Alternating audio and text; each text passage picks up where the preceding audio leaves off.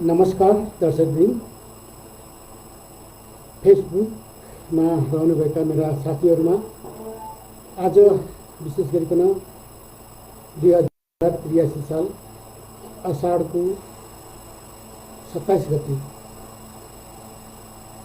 भीमफेदीको एउटा परम्परागत रूपमा सञ्चालन हुँदै आएको क्षमा पूजा पनि रहेको हुनाले आजको क्षमा पूजा निकै सभ्य र भव्य तरिकाले सम्पन्न भयो। यसरी क्षमा पूजा सम्पन्न गराउनको लागि सहयोग गर्नुभएका सबै भीमफेदीवासीहरूमा हामी नेवा पुच्छको तर्फबाट धेरै धेरै सबैलाई धन्यवाद दिन चाहन्छौँ। यहाँहरूको सक्रिय सहयोग र सहभागिताले आजको यो कार्यक्रम सफल रूपमा सम्पन्न भएको छ। वास्तवमा यो भीमफेदीका सम्पूर्ण बासिन्दाहरूको लागि गरिएको एउटा कामना हो, एउटा मोक्ष हो। हामीले दैनिक जीवनमा, दैनिक क्रियाकलापहरूमा, कर्म काजहरूमा, कर्मपात्रहरूमा विभिन्न कामहरू गरिरहेका हुन्छौँ। भीमफेदीका सबै जनताहरूले गरिरहेका हुन्छन्।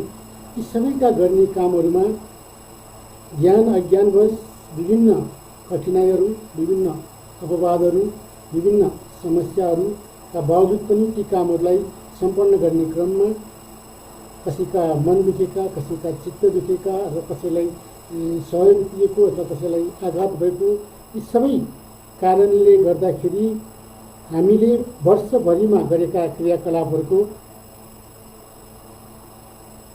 भित्री मनदेखि क्षमा माग्ने, क्षमा याचना गर्ने एउटा शक्तिलाई पूजा गरिकन एउटा शक्तिसँग हामी चाहिँ नतमस्तक भइकन यो जुन क्षमा माग्ने परम्परा रहेको छ, यसलाई हामीले हिजोको पुस्ताहरूले सञ्चालन गरेका थिए, आजको पुस्ता हामीले गरिरहेका छौँ र आउने भोलिका पुस्ताहरूले पनि गरोस् भनेर यी कुराहरूलाई सिकाउने क्रम, प्रशिक्षण दिने क्रमहरू जारी रहेको छ।